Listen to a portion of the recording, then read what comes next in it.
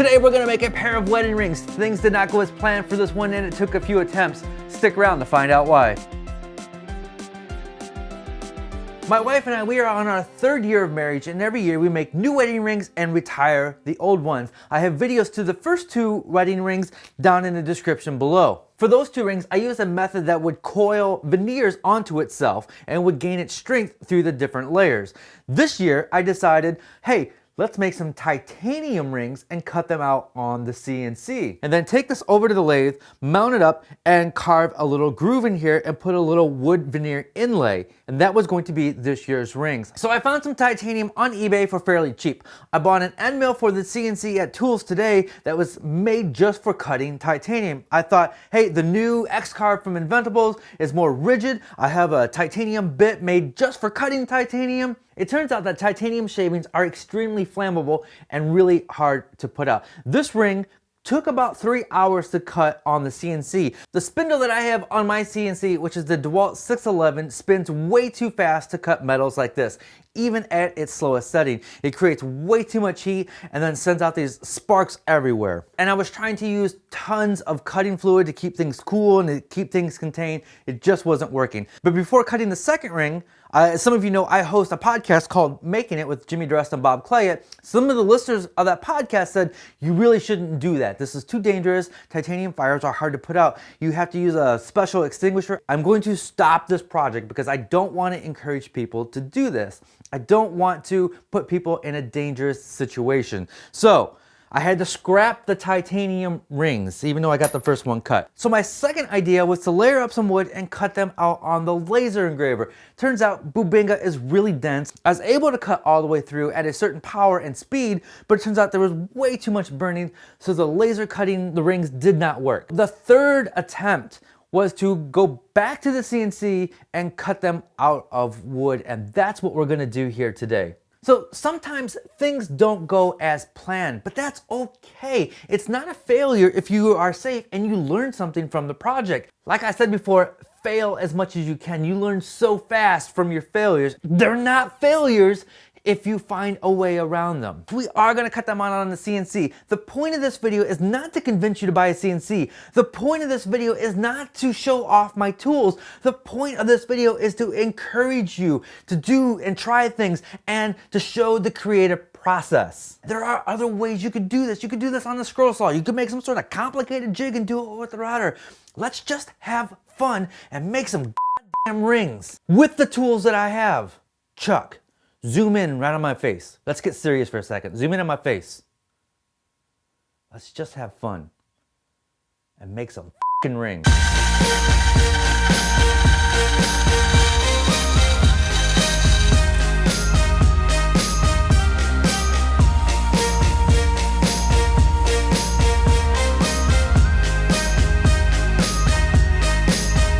Take the one strip that I have here and I'm going to glue it to this piece of yellow veneer. I'm not sure what this is, maybe canary wood. And I want to alternate the grain. So one piece goes this way and the other piece goes this way. That'll help strengthen the ring here.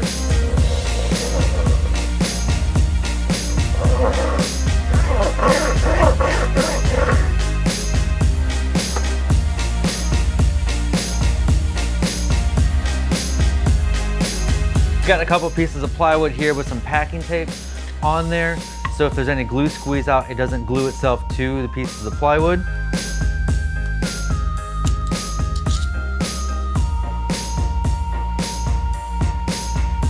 Now that this guy is dry, I'm going to cut this into 4 pieces and then we'll sandwich up the 2 rings and glue them all together.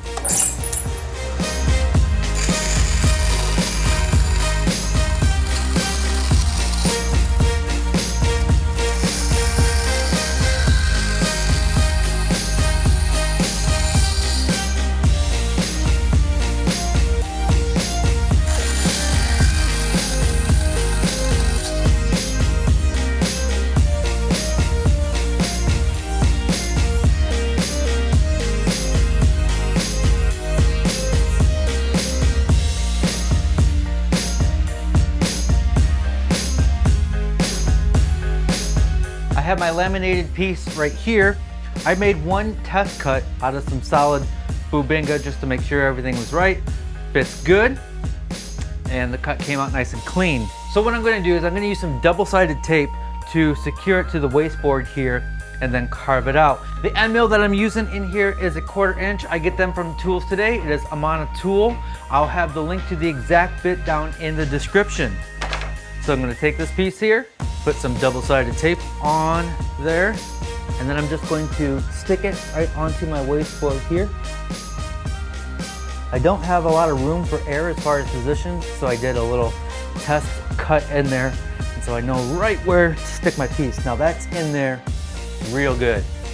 We're going to use the Z probe to set our height, so I'm going to attach that on there. Awesome. Now we're ready to cut.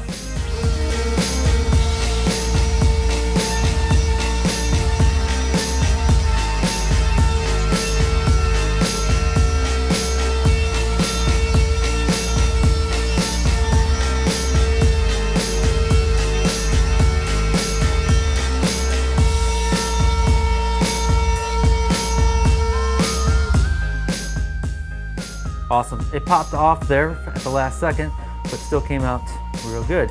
Look at that. A little bit of sanding, and that's gonna look good. Now it's time to cut my wife's ring. I have hers in there, it's all set. We're just gonna repeat the process.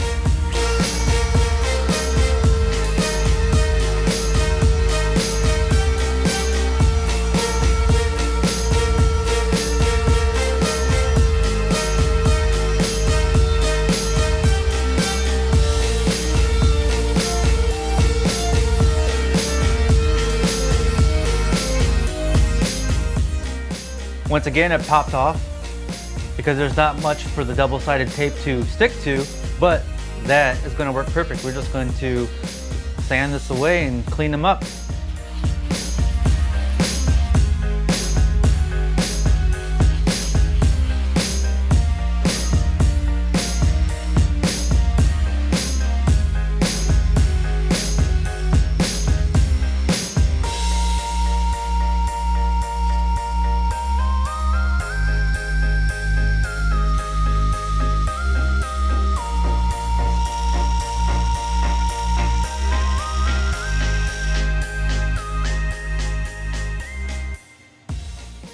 So that was a fun project. Like I said at the beginning, every year we make new rings, we retire the old ones. So this is our 3rd set. Sorry, Kelly, you didn't get the titanium ring this year. My cameraman, Eric, does work for this other guy who runs this shop. And there's a machine called an EDM machine, which EDM to me means electronic dance music. It basically uses some sort of wire and electricity to cut metal. So that's how we're gonna do next year's rings. Nice. So thanks guys. Thank you. Thank you. We'll see you next week. So that concludes the project portion of this video. If that's what you're here for, we'll see you next time. You might want to stick around because we're going to open up some boxes. We're going to talk about what we're working on. We're going to talk about what's going on in the shops. I got the sign. Story goes is on my 2nd channel, I did a vlog. Eric and I went to the antique store just to look around to get some inspiration. I saw this sign there and I was like, oh my gosh, I want that sign so bad. And it was 80 bucks. It was out of my budget. I'm like, well, maybe next time, right? Michael from Will Work for Tools saw that. He was coming into town to pick up some tools that I was giving away.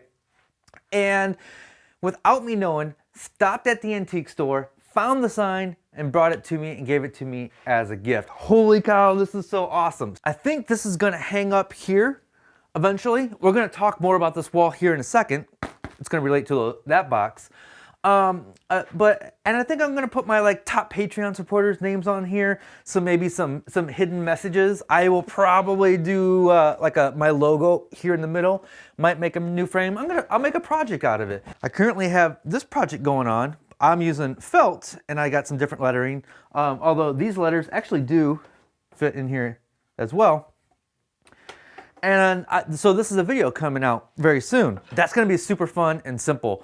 What is in this box right here? So I already know what's in here. Some of you know I collect woodworking books and making books in general.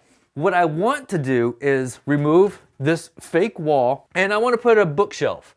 I think this will sit atop the bookshelf, and then I'll just have all my woodworking books as the background to these videos.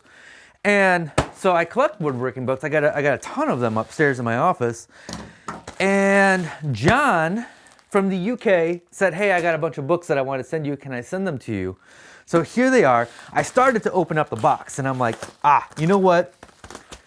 Let's reveal this on camera. So good job on the packaging. This looks bulletproof. Every once in a while I get the comments of like, you should stop calling out your haters in the videos. It just encourages them to hate more.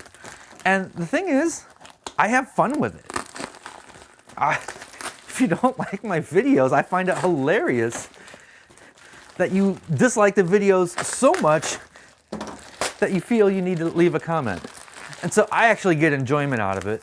And all comments are good. The more comments and the more interaction you get from the viewers, good or bad, the more YouTube will reward your videos and show it in the what to watch next and recommended and search.